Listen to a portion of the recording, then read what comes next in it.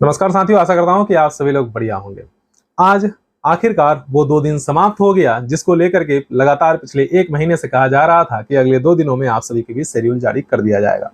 आज शेड्यूल भी आप सभी के बीच जारी हो चुका है और शेड्यूल देखने के बाद बहुत सारे लोगों के मन में तरह तरह के सवाल आना शुरू हो गया है कि आखिर जब ये 2 दिन कह करके 1 महीना का समय लग गया शेड्यूल जारी करने में ही मात्र, तो क्या ये जो प्रक्रिया बताया गया है इस बीच में इन लोगों का ट्रांसफर हो भी पाएगा या नहीं, ये प्रोसेस कंप्लीट होगा भी या नहीं।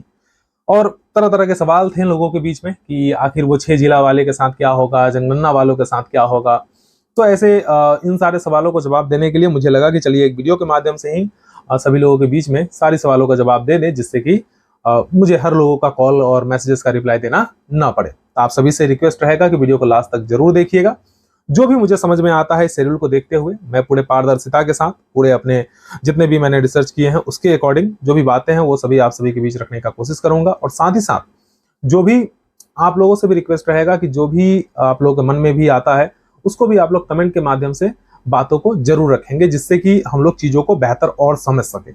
ठीक है, चलिए आशा करता हूं कि आप लोग वीडियो को लास्ट तक जरूर देखिएगा। शुरू करते हैं। सबसे पहले तो बात यहाँ पे हम कर लेते हैं शेड्यूल देखने के बाद आप लोग को भी समझ में आ गया होगा कि पिछला वीडियो में हमने बोला था कि सबसे अच्छा तो नहीं, लेकिन सबसे ज्यादा अगर शिक्षकों को फायदा होगा या विभाग जिस पर नजर गड़ाई हुई है वो है म्यूचुअल ट्रांसफर, पारस्परिक स्थानांतरण। और इसी को देखते हुए पिछला वीडियो आप देखिए जाकर के मेरे चैनल पर, आज से लगभग सप्ताह 10 दिन पहले मैंने अपलोड किया था और उसके शुरुआत के 1 से 2 मिनट में ही आप देखिएगा मैंने इस बात का जिक्र किया था। इसका जो है हम लोगों को अंदाजा था, ठीक है, बीआरबीएस के पूरे टीम को इसके बारे में अंदाजा था। और इसी को देखते हुए हम लोगों ने एक म्यूचुअल ट्रांसफर के लिए पोर्टल भी बना दिया था कि जिससे कि ज्यादा से ज्यादा लोगों को फायदा हो सके। बहुत लोगों को फायदा हुआ, लेकिन जिन लोगों को फायदा होता है वो लोग बताते नहीं है, ठीक है, और जिनका नहीं होता है वो नेगेटिव बात करते हैं कि मिल नहीं रहा है। मिल तो रहा है, मिल नहीं रहा है तो पिछले बार भी 25 से 30 हजार लोगों ने म्यूचुअल ट्रांसफर का मतलब फायदा उठाया, तो आखिर वो कौन थे। तो इसी प्रकार से है, बहुत लोगों को फायदा मिला है। हाँ, लेकिन वो एक अस्थाई वो नहीं है, क्या कहते हैं, समाधान नहीं है, क्योंकि उसमें लोग एडजस्ट करते हैं। चलो ठीक है, वहां नहीं जा पाया तो चलिए हम पहले 200 किलोमीटर पर थे अब 100 किलोमीटर पे आ गए, मतलब इस प्रकार की चीजें हो रही है। ये शेड्यूल को देखते हैं और एक बार बारीकी से समझने की कोशिश करते हैं। इसमें 3 चरण दिए गए हैं। पहला चरण है अपने गलती का सुधार। देखिए, मैंने जब शेड्यूल वो आया था, नियमावली आया था, तब भी आप लोगों को समझ में आ गया था और हम लोगों ने भी नियमावली में बजाबतिया लिखा हुआ था कि ये एक चाइल्ड सेंटर्ड अप्रोच है। मतलब इसमें क्या है कि बच्चों को ज्यादा फायदा हो उसको ध्यान में रखा गया है। और दूसरी बात ये कि जो गलतियां पूर्व में हुई है उन गलतियों को सुधार करने के लिए पॉलिसी लाया गया है, ठीक है, इसमें। और उसी इन दोनों क्रम में जो शिक्षकों को फायदा हो जाए तो हो जाए, वही वाली बात है, इसमें और कुछ नहीं है। तो सबसे पहला जो रखा गया है वही है आपका समानुपातिकरण, जिसको हम लोग रेशनलाइजेशन कहते हैं, उसको देखा जाएगा। रेशनलाइजेशन के क्रम में बहुत लोगों के मन में यह सवाल था कि सर क्या सिर्फ और सिर्फ सेम जिला वाले का ही रेशनलाइजेशन होगा, तो ऐसा नहीं है। रेशनलाइजेशन के क्रम में आप जो है सेम जिला वाले भी अप्लाई कर सकते हैं, अंतर जिला वाले भी अप्लाई कर सकते हैं, और जो आपका जो प्रमंडल स्तर पर जो लोग हैं वो लोग भी इसमें अप्लाई कर सकते हैं, ठीक है। लेकिन वो कौन अप्लाई करेंगे? जिनके विद्यालय में जरूरत से ज्यादा शिक्षक है। अगर एक ही सब्जेक्ट के 2 टीचर है तो वो अप्लाई कर सकते हैं, ठीक है। अगर जरूरत से ज्यादा शिक्षक है, मान लीजिए कि बच्चा 60 ही है, और 1 to 5 की बात कर लें, बच्चा 60 ही है और टीचर जो है वहां पे 5 नियुक्त हैं, तो उस स्थिति में वो वहां पे अप्लाई करेंगे। जहां पे रिक्ति होगी उन लोगों को जो है वहां पे ट्रांसफर कर दिया जाएगा। तो ये है जो पूर्व में गलती हुई है या फिर जो भी है उनके अकॉर्डिंग उन्हें सुधारने का ये एक प्रयास किया जाएगा। ये प्रयास के लिए कब से? तो 29 जुलाई से लेकर के 5 अगस्त के बीच में आप लोगों को जो है अप्लाई करना है। रेशनलाइजेशन के लिए सबसे पहले जो है 29 जुलाई से लेकर के 5 अगस्त के बीच में आप लोगों को क्या करना है कि आवेदन करना है, और इसमें सभी स्तर के लोग आवेदन कर सकते हैं। इसका जो है सूची आप लोगों के बीच 7 अगस्त से लेकर के 9 सितंबर के बीच में आप लोगों का ट्रांसफर कर दिया जाएगा, ठीक है। जो भी आपको रेशनलाइजेशन के आधार पर जितने लोग भी जो है आवेदन करेंगे उसको।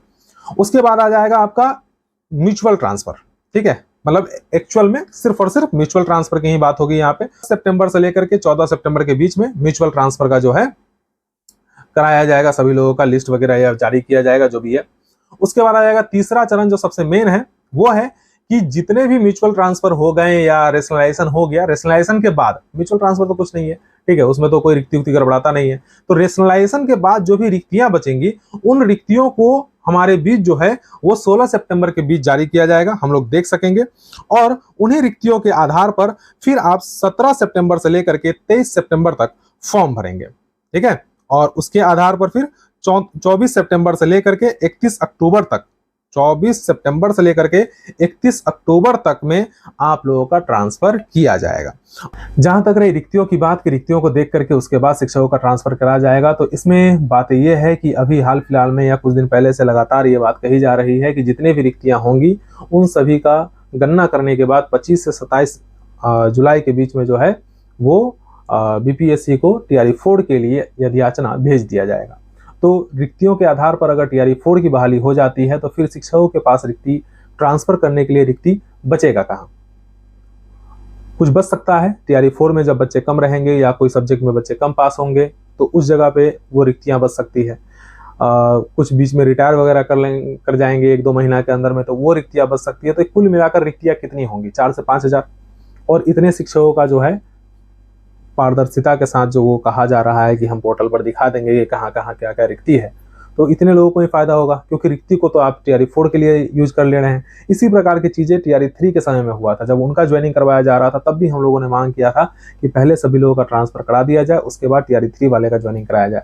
हम उनके खिलाफ नहीं है, कारण ये भी है कि उन लोगों ने भी 1.5 साल तक 2 साल तक जो है प्रतीक्षा किया था, 1.5 साल लगभग, है ना। पहले तो एग्जाम के लिए, और एग्जाम के बाद जो है वो री एग्जाम हुआ, उसके बाद फिर से जा करके जब रिजल्ट आया तो रिजल्ट के बाद ज्वाइनिंग के लिए बहुत लंबा इंतजार किया। तो ऐसा विरोध नहीं है कि टीआरई 3 का ज्वाइनिंग नहीं होना चाहिए था, लेकिन अगर उससे पहले इस प्रकार से अगर ट्रांसफर कर दिया जाता, ये पॉलिसी तब आ गई होती तो शायद शिक्षकों को ज्यादा फायदा होता। अभी तत्काल में अगर हम लोग बात करें तो पॉलिसी तो वैसे ठीक है, प्रक्रिया भी ठीक है। नया के तौर पर अगर हम लोग देखें, नया शिक्षा मंत्री, नया सरकार, तो उसके अनुसार जो है प्रक्रिया और पॉलिसी बहुत बढ़िया है, लेकिन ज़्यादा अभी तत्काल में ज़्यादा शिक्षकों को फायदा होता हुआ दिख नहीं रहा है। जो शिक्षक म्यूचुअल ट्रांसफर लेंगे उन्हें फ़ायदा मिलेगा, जो शिक्षक जो है ज़्यादा हैं, अतिरिक्त हैं अपने विद्यालय में, उन्हें फ़ायदा मिलेगा। उसके अलावा जो दूरी के आधार पर हैं तो किस्मत भरोसे, ठीक है, जो सब्जेक्ट के अकॉर्डिंग देख लेंगे, जिनका जैसे म्यूजिक वाले हैं, डांस वाले हैं, फाइन आर्ट्स वाले, ये सब वाले जो है कंप्यूटर वाले हैं, तो इन लोगों को कुछ फ़ायदा हो सकता है। बाद बाकी जनरल टीचर्स का तो मुझे कम ही संभावना लग रहा है। आगे देखते हैं। पॉलिसी बढ़िया है, लेकिन विशेष इससे कुछ ज़्यादा पॉजिटिव दिख नहीं रहा है। आगे हम लोग जब भी सचिवालय जाते हैं या मंत्री जी से मुलाकात होगी तो उनके हम अपने तरफ से एक रिक्वेस्ट जरूर करेंगे, हमारे टीम की तरफ से हम लोग रिक्वेस्ट जरूर करेंगे कि जो शिक्षक पहले से वंचित हैं, चाहे वो 6 जिला का विकल्प दे चुके थे, उसके बावजूद उनका ट्रांसफर नहीं हुआ, तो कम से कम उन्हें प्राथमिकता दिया जाए। डोमिसाइल के लेकर के तो बात कही गई थी कि जो जहाँ के मूल निवासी हैं उन्हें प्राथमिकता दिया जाएगा, तो देखते हैं। वही रिक्वेस्ट करेंगे कि जो पहले से वंचित है उन्हें ज़्यादा प्राथमिकता देते हुए उनका ट्रांसफर कराया जाए, ऐसा रिक्वेस्ट करेंगे। हमारा कोशिश तो रहेगा कि ज़्यादा से ज़्यादा शिक्षकों का हो जाए, लेकिन फिर भी उसमें भी सबसे पहले जो बहुत सारे लोग जो वंचित रह गए हैं उनके लिए भी प्रयास किया जाएगा। आगे देखते हैं, जो भी अपडेट आता है फिर आप लोगों के बीच आएंगे। हाँ, जनगणना को लेकर के जो बातें कही जा रही थी, जनगणना वाले शिक्षकों का ट्रांसफर होगा या नहीं होगा, तो देखिए जनगणना वाले का भी ट्रांसफर होगा, ऐसा नहीं है। ट्रांसफर आप लोग का भी होना है, एकदम 100% रख लीजिए। थोड़ा सा है चिंता है कि भाई अगर प्रक्रिया शुरू हो जाता है, जनगणना काम शुरू हो जाता है, तो उस बीच में ट्रांसफर कैसे होगा, तो उसके लिए कुछ नहीं है, ट्रांसफर आपका कर दिया जाएगा, लेकिन 2-3 महीना बाद जाकर आप अपने नए विद्यालय में ज्वाइन करेंगे, ये हो सकता है, ठीक है, लेकिन ट्रांसफर होगा। उसके लिए कोई ऐसा नहीं है कि आपका ट्रांसफर बिल्कुल नहीं होगा, ठीक है, तो आपका ट्रांसफर होना है। चलिए, बाद बाकी अगर कुछ नया अपडेट आता है तो आप सभी के बीच फिर से आएंगे, और आप सभी तब तक के लिए जो भी वीडियो देखने के बाद आप लोग का जो भी प्रतिक्रिया है, जो भी मन में सवाल हो गए होंगे, बचे हुए होंगे, उन सारे सवाल को आप लोग कमेंट कर सकते हैं। अगले दिन फिर कोई नया अपडेट के साथ आप सभी के उन सवालों का जवाब देने का मैं कोशिश करूंगा। तब तक के लिए जय हिंद, जय बिहार।